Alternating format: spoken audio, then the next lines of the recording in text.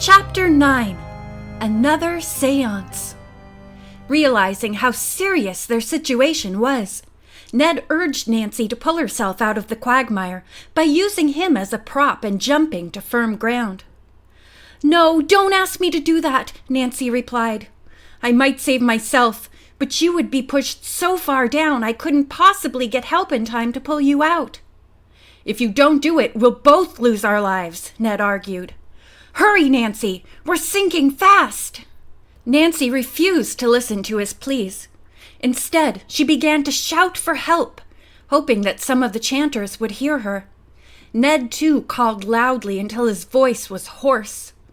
No one came, and they kept sinking deeper into the quicksand. Soon Nancy was up to her chest.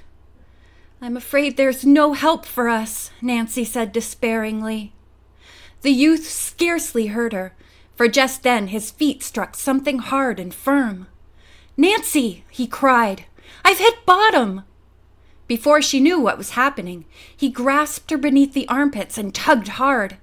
The muck gave a loud sucking sound as it slowly and reluctantly released its hold. A few minutes later, Nancy was safe and sound and on dry, firm ground, though she was plastered from heels to head with mud. "You all right, Ned?" "I'm okay," he answered. Nancy scrambled to her feet. Now she must get Ned out. Desperately, she looked around for something she could use to rescue him. "Hold everything, Ned. I'll be back in a jiffy," Nancy called. She had remembered the long painter with which they had moored the motorboat to the dock. Nancy raced through the darkness to the riverbank.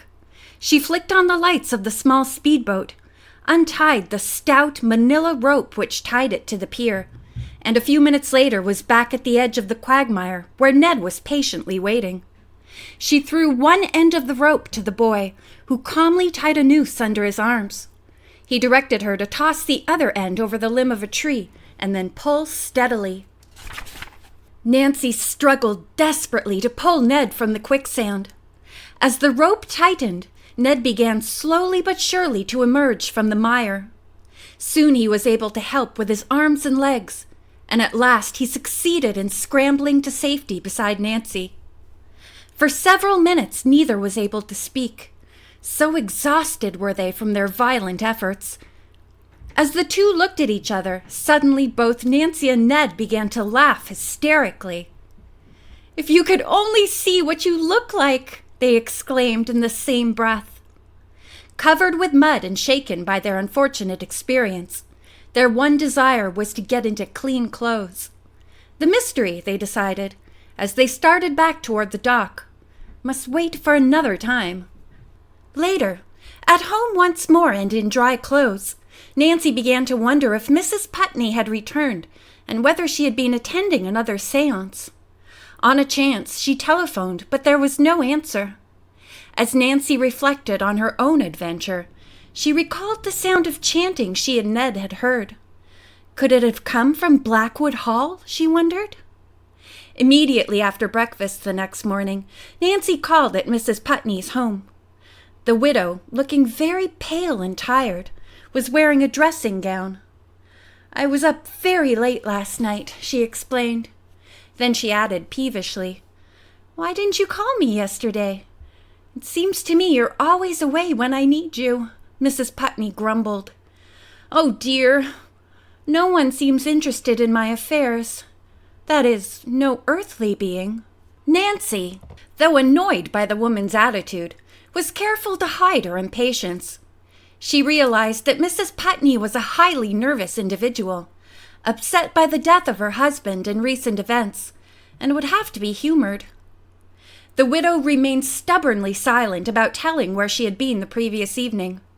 Nancy, following a hunch, remarked, "By the way, what were you chanting last night just before the séance?"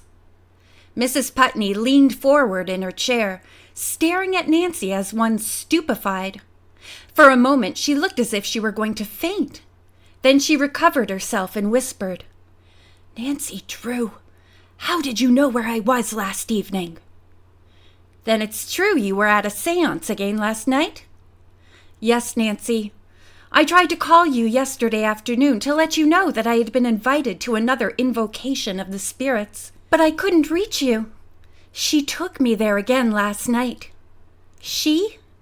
"The woman in the veil," Mrs. Putney explained. "Yesterday afternoon, I was instructed by telephone to go to Masonville and have dinner at the Claridge. Afterward, the car would be waiting for me. We drove somewhere into the country," the widow went on. "It seemed strange, but I fell asleep again and didn't awaken until it was time to leave the car." Nancy thought it very strange indeed. Had the woman been drugged? As I opened my eyes, a long, opaque veil was draped over my head. I was led a short distance, where I was told there were several other persons who, like myself, were veiled. "Did you learn their names?" Nancy interposed eagerly. "Oh, no. My companion warned that to avoid annoying the spirits, we were not to speak to one another or ask questions." "Then you all sang?" Nancy prompted, as the widow stopped speaking. "Yes, a woman led us in a prayerful chant," Mrs. Putney continued, her voice growing wistful at the recollection. "After a while, we were taken indoors and the spirits came. They spoke to us through the control." "How can you be certain it wasn't a trick?" "Because my husband called me Addie. My first name is Adeline, you know, but he always liked Addie better. No one besides my husband ever called me by that name." "Tricksters easily might have learned of it," Nancy pointed out. "The information could have been obtained from neighbors or relatives." Apparently not listening, Mrs. Putney began to pace the floor nervously. "The spirits advised each of us to contribute money to carry on their earthly mission," she revealed. "And what is that mission?" The widow gave Nancy a quick look and replied, "We're supposed to turn money over to the earthly beings who make spiritual communication possible for us.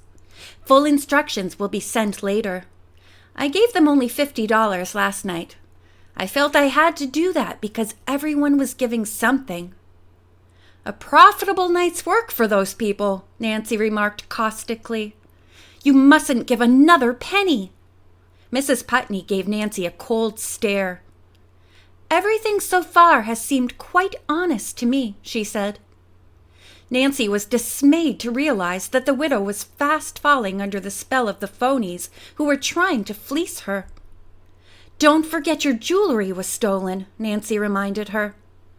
"I'm sure these people had nothing to do with that, Nancy." "Mrs. Putney, at any time during the seance, did you hear cries for help?" "Why, no," the woman replied, startled. "Everything was very quiet." Then she added, "When the seance was over, I was taken outside again and helped into the car." "Still veiled?" "Oh, yes." A faraway look again came into her eyes. "You know, the trip home was like a dream. To tell the truth, I don't seem to remember anything about it. The next thing I really knew was that it was morning and I was lying on the divan in this very room."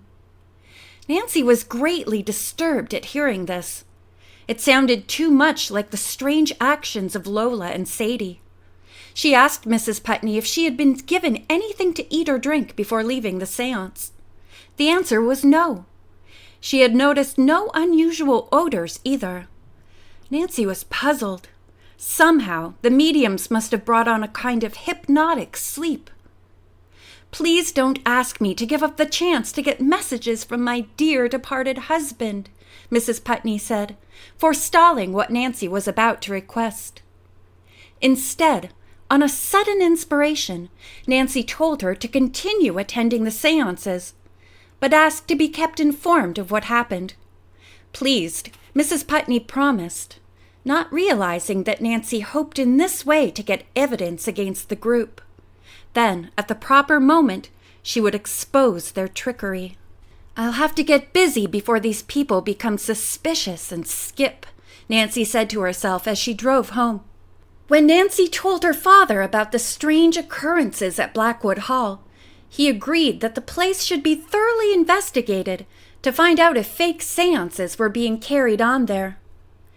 Nancy, I'm afraid to have you go near that place again, the lawyer said. It sounds dangerous to me. Besides, we have no right to search anyone's property without a warrant. Perhaps your crowd of spirit-invoking fakers have rented the Humphrey mansion. But, Dad, everything depends upon it. Won't you go with me? And maybe Ned, too. On the verge of refusing, Mr. Drew caught the eager, pleading look in his daughter's eyes. Also, he realized that they might very well make important discoveries at Blackwood Hall, and the thought intrigued him. Tell you what, he offered impulsively. If Ned can go with us, we'll start out right after lunch. And I'll take care of the warrant. Captain McGinnis will fix me up. Nancy ran to the telephone. With both you and Ned to help me, she said excitedly. That ghost is as good as trapped now. End of chapter 9.